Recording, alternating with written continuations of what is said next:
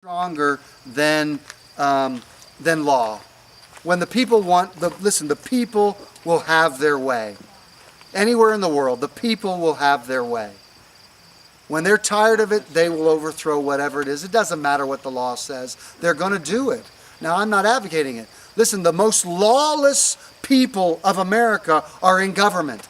Anyone in government who does not uphold the Constitution, both state and federal, are lawless. They're lawbreakers. Who will hold them accountable? Who knows? Going on, it says, we have reminded them of the circumstances of our immigration and settlement here. We have appealed to their native justice and magnanimity. We have conjured them by the ties of our common kindred to disavow these usurpations, which would inevitably interrupt our connections and correspondence. They, too, have been deaf to the voice of justice and consanguinity. We must therefore acquiesce in the necessity which denounces our separation, and hold them as we hold the rest of mankind, enemies in war, peace friends. Then this is the close of the declaration. This is profound. Get their sentiment in their heart. We therefore, the representatives of the United States of America, in General Congress assembled, appealing to the Supreme Judge of the world for the rectitude of our intentions, do, in the name and by the authority of the good people of these colonies, solemnly publish and declare that these united colonies are, and of right ought to be, free and independent states.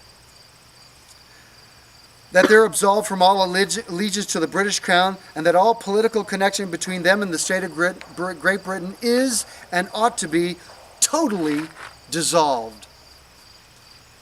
And that as a free and independent states, they have full power to levy war, conclude peace, contract alliances, establish commerce, and do all other acts and things which independent states may have right do. And for the support of this declaration, with firm reliance upon divine providence, we mutually pledge to each other our lives, our fortunes, and our sacred honor. Where are the people who have sacred honor? Where are those people? Where are those people that are not going to steal from your neighbor because government allows it? Where are those people? Yeah, all of you. Where are the people who will defend the liberties of your neighbor or someone else, not just your own? Where are those people that have a firm reliance on divine providence? Because I assert you can't do this work of freedom without a firm reliance on divine providence. It's not possible. You don't have the strength to overcome the evil in this way. You don't have the force, and you don't have the strength to overcome it. It requires some kind of divine providence in order to accomplish this task. So what does that mean to me? What does that mean? That means in your personal life, you have to take and examine, what am I contributing to this goal? So we talk about New Hampshire exiting the Union. And before I move on from this, I want you to get the idea that these states are free and independent. Listen, when we talk about the European Union, it's easy. We look at it as like, oh, it's this thing they put together. And they want to pull out of this thing that they put together not too long ago. Why? Because it ain't working. God bless that they didn't create an army. You know, because when you look at Europe, you look at those states in Europe, the United States of Europe, you recognize them as separate countries. I'm telling you that these states in America are separate countries. They are not subdivisions, political subdivisions of the federal. Now, some would say that back in 1933, the states all got in and they went into the debt and all this stuff. A lot of the people, let me tell you, the people that caused any of this stuff back then, you know, FDR and before that, they're dead. We have to stick with their stuff even though they did it. Listen, if you look up the American jurisprudence under unconstitutional laws, any law, statute, or any rule that any government that can create that violates your rights is of none effect. Making something legal doesn't make it right and moral. There was a time when slavery was legal in America. At no time was it ever right, moral, or just. Understand? just because a politician, a legislator makes something legal or illegal means nothing. Another thing that people say, no man's above the law. Well, we only know that applies to Hillary. No, listen. I want you to get this, okay? All men are above the law. All men are above the law. Why? Because law is made by men. Listen, if tonight we want to change a law, we just get enough people, we get our reps, we get enough reps, we just change the law. It changes quickly. The term, when you say no man is above the law, no man in government is above the law. They have a requirement to uphold the Constitution. They swear that. And they fail every single time. So, I just wanted to talk about the practicality of what it would take New Hampshire to get out of the Union. Okay, I'm going to tell you, first of all, any political action, always you want to figure out what are we going to be up against. I'm going to tell you right now, it's going to be money. Follow the money, you're going to follow the corruption. You want to find out what, New Hampshire will never be separate from the Union as long as its people and its government are on the government teat. It's never going to happen, ever. And let me tell you, you want freedom? The best way to attain freedom in your own life and the life of your community is to be responsible. Responsibility is intrinsic to freedom. It's not possible for you to be being cared for by anyone else and be free. It's not possible.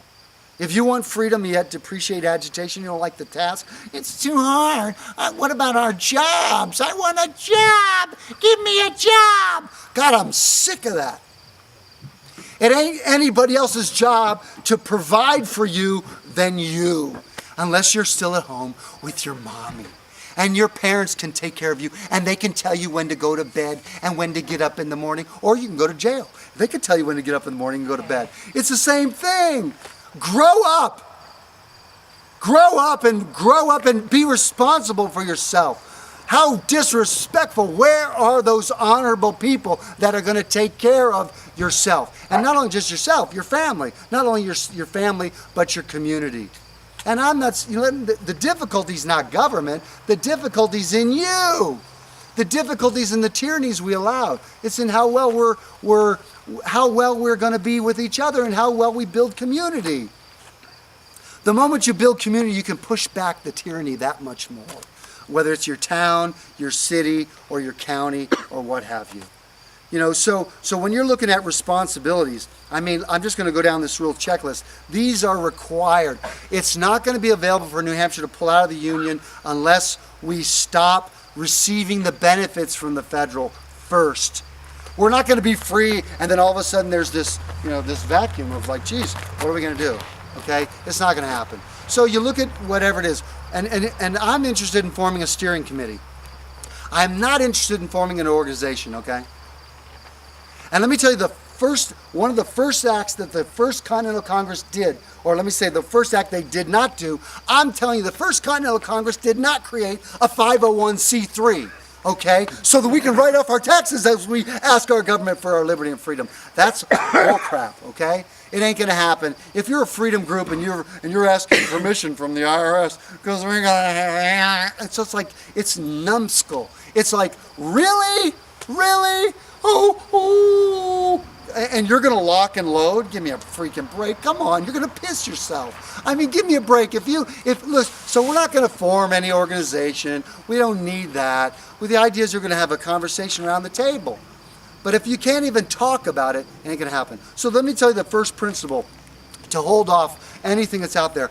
If we don't have knowledgeable juries that are going to require the governments at bay and to not convict people of victimless crimes and whatever tyranny or bankers or other things that are out there that are harming us, if we can't have 1, 2, 3, 10 people on a jury securing liberty and freedom, we're in trouble. So jury instruction is required. Look at the history and jury the jury history and the formation of the jury and why it's in as part of our secured rights, okay? But we have ignorant people that just go along with whatever the prosecutor says or whatever it is. It's a mess. And I can digress. And we can talk about it later. But anyway, so jury instruction is vital. Another thing is, if You must meet with your community and have freedom fellowships on a regular basis, at least weekly. You have to meet your neighbors, have parties, celebrate freedom, meet in the pubs, talk about liberty and freedom, the principles. Let me say this. Stop practicing democracy. And let me tell you how freedom-minded people are practicing democracy. I'm going to tell you this, okay? Stop talking about issues. Stop talking to the politicians about, well, what bill is coming up next? If your rep doesn't know the Constitution, doesn't understand what rights are, does not know how to secure rights, unqualified. The only issue on the plate is, do we have qualified reps that are going to represent liberty and freedom? There's no other issue. It's not about party, it's nothing. If the person that's going to be protecting you from government doesn't understand what liberty and freedom is, they're disqualified to be your representative. End of story, there's no more issue. Because listen, when you have a representative who is going to secure liberty and freedom, and that's it, not get you jobs, that bull crap, but secure your liberty and freedom, then you can pursue your happiness. That's why we put them in there, is so that you can spend the majority of your time pursuing what God has in you for humanity, the things that you love to do, that people will be glad to pay you for if it's your gift. If it's your gift, find out what your gift is, do it with all your heart, and see, this is why we have reps, so that they can keep government at bay. All of life sparkles at that point. So the idea is you got to educate you and your neighbors about principles of liberty and freedom. So the idea is that we have to look at all the things that the federal government does in New Hampshire. Every one of their programs, we have to replace them with private, or at least what New Hampshire would do. I don't care what it is, New Hampshire can do it. I don't care what it is, New Hampshire can do it.